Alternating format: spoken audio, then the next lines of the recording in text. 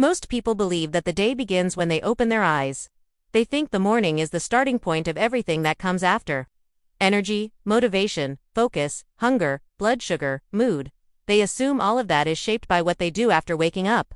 What they eat, what they drink, whether they move or not, whether they are disciplined or lazy. And because of that belief, when they wake up already tired and see that their fasting glucose is high, the first instinct is always the same. Something must be wrong with what I ate. Something I did yesterday, some mistake, some bad choice, some lack of control.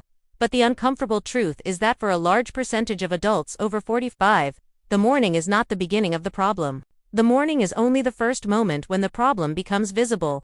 By the time you open your eyes, your metabolism has already been running a complex biochemical program for hours. Decisions were made while you were unconscious. Hormones were released. Signals were sent.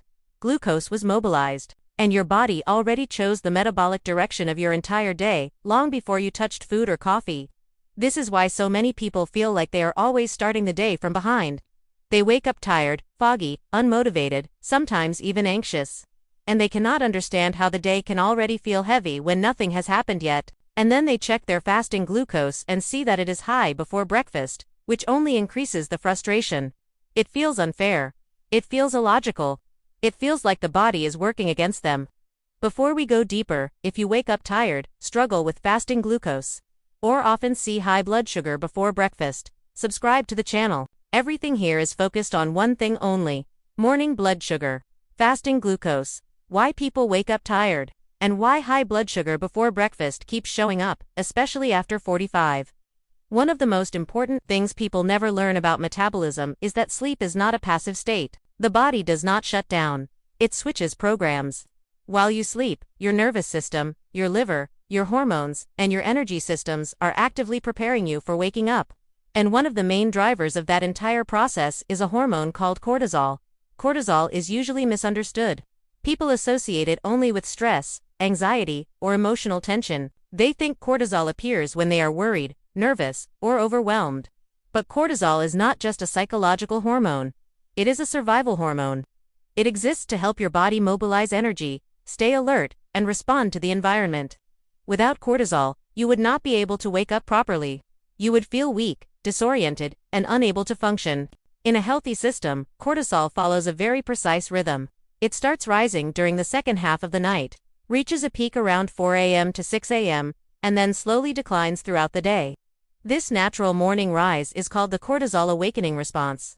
Its purpose is simple: prepare the body for waking up by increasing alertness and making energy available. To do that, cortisol sends a signal to the liver. And that signal is, release glucose.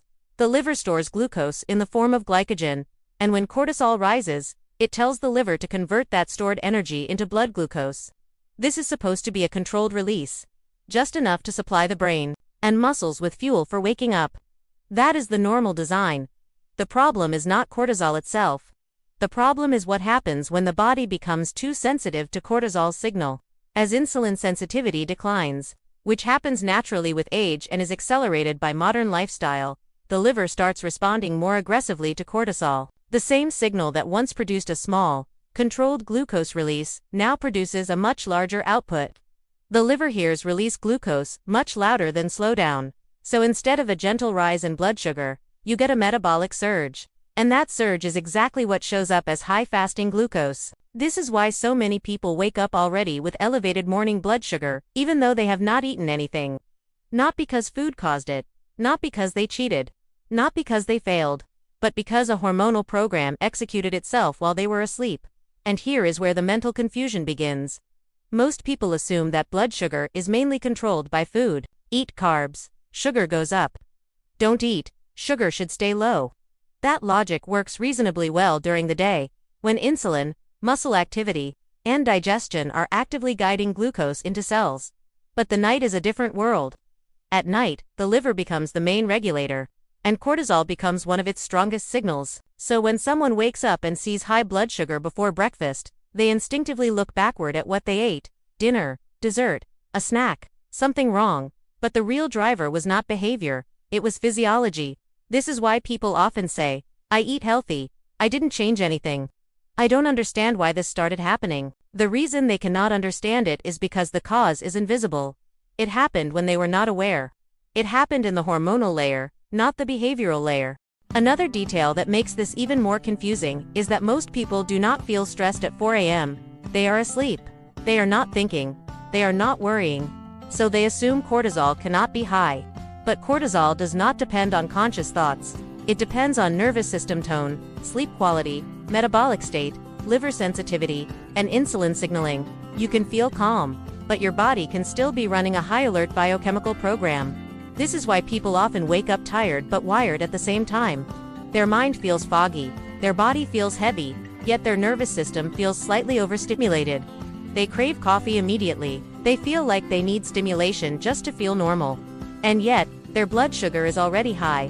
It feels contradictory. How can someone feel low energy and high blood sugar at the same time? The answer is that energy is not just about how much glucose is in the blood. Energy is about whether glucose is entering cells efficiently. And when cortisol pushes too much glucose into the bloodstream while insulin sensitivity is low, glucose stays outside the cells instead of inside. The blood is full, but the cells are still starving. So the person feels tired, even though blood sugar is high. This is one of the most misunderstood metabolic states in adults over 45. The body is not lacking fuel. It is lacking access to fuel, and cortisol is amplifying that mismatch. In a healthy system, after waking up, insulin sensitivity increases. The glucose released during the night is quickly absorbed by muscles and organs. Blood sugar comes down naturally. Energy stabilizes. The system resets. But when insulin resistance is present, especially hepatic insulin resistance, that reset does not happen properly, so cortisol keeps pushing glucose out, and insulin cannot pull it in efficiently. The liver stays dominant, blood sugar stays elevated, and the person starts the day from an unstable baseline. This is why breakfast often gets blamed unfairly. Someone eats something light, and their blood sugar rises even more. They assume food is the cause, but breakfast is often just revealing a problem that already existed. The system was already dysregulated before food entered the equation. The real issue is that the body woke up in defensive mode instead of balanced mode. It is preparing for a threat that does not exist. And glucose is being released as fuel for that imaginary threat.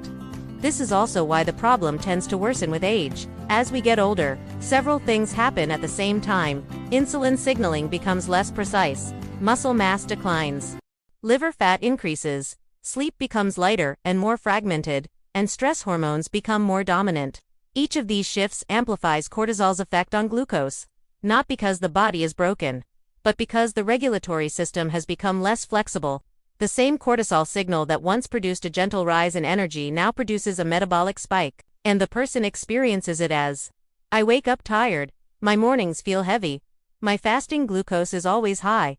I don't understand why the morning is the worst part of my day. The real reason is that the body is waking up already dysregulated. This is also why simply cutting food rarely fixes the problem.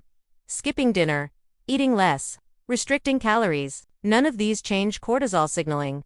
They may reduce input, but they do not correct output. The liver is still being told to release glucose, and the cells are still struggling to receive it. So the number stays high. This is where most people get trapped in a loop. They try to control the day. They try to fix symptoms. They try new diets, new routines, new restrictions, but the core issue remains untouched, because it happened before the day even started. Metabolism does not reset at lunch. It resets when you wake up. That is when hormonal balance is tested. That is when liver regulation is exposed. That is when insulin sensitivity is revealed. And cortisol plays a central role in all of it. So if you wake up tired, see high fasting glucose, and feel like your mornings are always harder than they should be, the problem likely did not start with food. It started at 4 a.m. with a hormone that was supposed to help you wake up, but ended up pushing your system out of balance instead. And that is why fixing morning blood sugar is not about controlling breakfast, it is about understanding the night. Because the morning is not the beginning of the problem. It is the first place where the problem becomes visible. Once you understand that, you stop fighting symptoms during the day and start decoding signals from the night. And that is how real metabolic change actually begins.